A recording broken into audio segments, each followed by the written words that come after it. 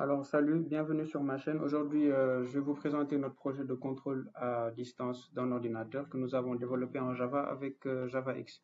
Déjà, je vais vous parler un peu du projet.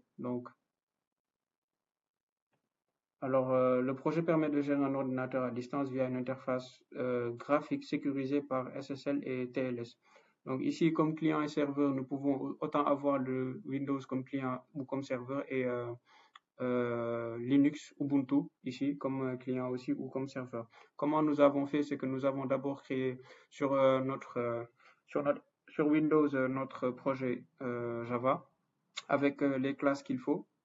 Donc là, c'est un fichier qui a été créé pour tester voilà, le contrôle à distance. Donc là, on a créé les classes qu'il faut et on a aussi créé une clé, un key store à travers le fichier serveur.jks et qui est le serveur.js qui représente le certificat SSL TLS du serveur et un fichier client truststore.js qui permet d'identifier justement le serveur. Donc là, on va passer à la démo. Euh, on est sur la machine Windows, donc on va d'abord traiter l'application en localhost. Donc on démarre d'abord le serveur. On voit que le serveur est démarré sur le port 8080. Là, on se connecte sur le localhost. Donc, se connecter. On met le mot de passe.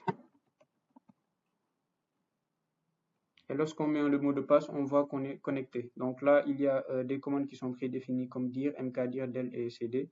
Dir qui permet d'afficher l'arborescence du répertoire courant. Mkdir qui permet de créer un fichier sur le chemin, sur le répertoire courant, c'est-à-dire là, on avait créé test 1 comme j'avais dit précédemment. Là, on va créer test 2 pour voir. Donc lorsqu'on fait un mkdir, on voit que le répertoire est créé avec succès. Là, on voit directement test 2. Test 1. Ouais, on voit test 1 en haut et test 2. Donc, mkdir marche. Del, c'est pour supprimer un fichier. cd, lorsqu'on veut changer de répertoire. Là, par exemple, si on passe à test 1 et qu'on met cd, on voit que le répertoire a changé et qu'on est au niveau de test 1. Pour cd, on va essayer de créer un fichier. On va nommer fichier .txt. Et on voit que la commande a été traitée avec succès. Lorsqu'on vérifie, on voit au niveau de test 1 que fichier a été créé. Donc on va essayer de supprimer fichier.txt. On appuie sur del et on voit que le fichier a été supprimé avec succès. Lorsqu'on vérifie, il n'y a plus de fichier. Maintenant, nous allons passer à la partie Ubuntu pour vérifier là-bas aussi est-ce que le localhost marche bien. Donc là, nous allons nous connecter sur le localhost. Nous allons d'abord démarrer le serveur. On se connecte sur le localhost, on met le mot de passe qu'il faut. Et là, on voit que les commandes de base prédéfinies ont changé. Il y a un ls, un mkdir, un rm et un cd, mais ils font quasiment la même chose que les commandes sur Windows. Donc le ls permet de voir, comme vous le voyez là, les différents fichiers aussi qui sont dans le répertoire courant. mkdir permet de créer le fichier. rm permet de créer un répertoire du moins. rm permet de supprimer un fichier. cd permet de changer de chemin. Donc là, on voit que ça marche. Là aussi, au niveau du serveur, on voit une journalisation des clients qui sont connectés. Et au niveau du journal des événements, on voit aussi les différentes commandes et les résultats obtenus par le client. Et il y a aussi possibilité d'avoir deux clients qui se connectent aussi sur le même serveur. Donc là, je me déconnecte et je me connecte sur le localhost. Je mets le mot de passe et c'est bon. On voit ici client 3 et client 4. Donc maintenant, nous allons essayer la communication entre Ubuntu et Windows. Donc là, je démarre le serveur et je vais essayer de me connecter à travers mon Windows. Donc là, je mets l'adresse IP de la machine Ubuntu 168.1.19. Je me connecte. Et là, directement les commandes ont changé. On voit qu'il y a derrière une configuration qui permet de superviser le système dans lequel on est. Lorsqu'on est sous Linux, c'est les commandes là qui viennent. Et les commandes viennent de la même manière que ça vient au niveau de Ubuntu. Donc là, on voit qu'il y a ls qui permet d'afficher les différents fichiers du chemin courant. Et de même que les autres commandes font la même chose que celle au niveau de Ubuntu. Donc, on voit que la connexion, elle marche. Vérifions un peu. Donc là, on a le temps de montrer encore ici, de faire une petite vérification. Au niveau du serveur, lorsqu'on démarre le serveur côté Windows, est-ce que le client Ubuntu pourra se connecter? Donc là, on fait un 192.168.1.20. L'adresse IP de la machine Windows, l'adresse IP de la machine Ubuntu était .19, donc on se connecte. Lorsqu'on se connecte, on fait un admin 1, 2, 3.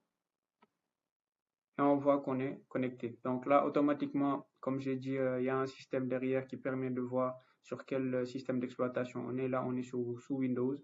Donc, c'est les commandes de Windows qui arrivent. Et quand on appuie sur dire, on a le même résultat que lorsqu'on était sur la machine Windows. De même que les autres machines. Donc, on a directement accès aux fichiers qui sont aussi au niveau de la machine Windows. Par exemple, on avait créé le fichier test2. Lorsqu'on appuie sur CD, on peut changer de répertoire et aller dans test2. Voilà.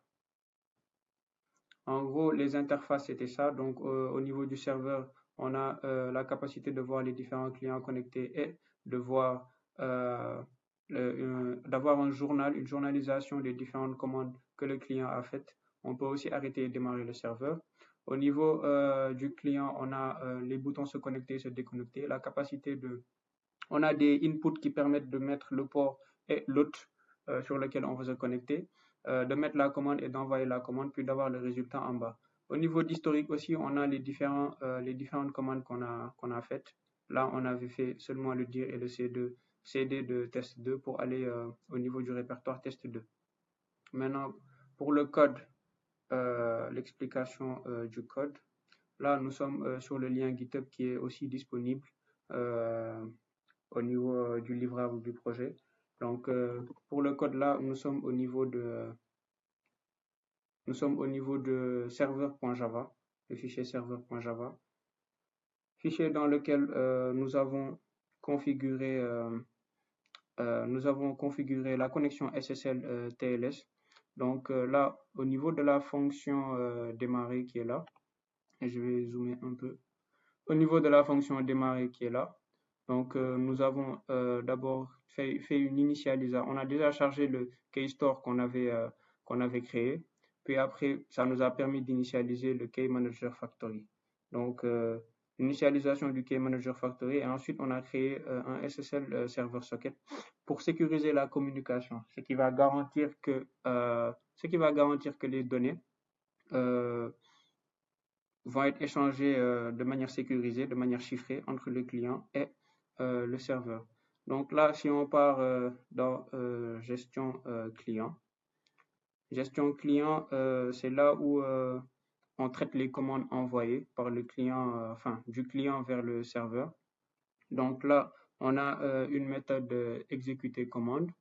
Donc la méthode exécuter commande, c'est cette méthode-là qui nous permet d'exécuter les commandes que le client veut faire au niveau du serveur.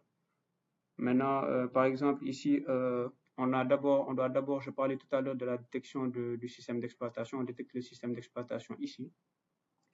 Et après avoir détecté le système d'exploitation, on affiche les commandes, on affiche, ça permet de résoudre les commandes qu'on doit afficher au niveau de l'interface, au niveau de l'interface client. Donc, il y a une communication entre ces deux fichiers-là. Et enfin, ici, au niveau de l'interface client, nous avons des méthodes comme activer interface qui active les boutons.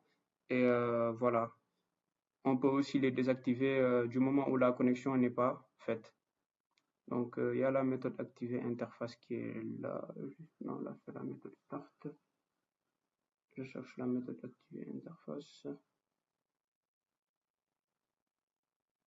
Voilà, la méthode activer interface qui me fait un set disable à false pour permettre au bouton d'être activé. Donc, c'était tout pour le projet. Merci beaucoup.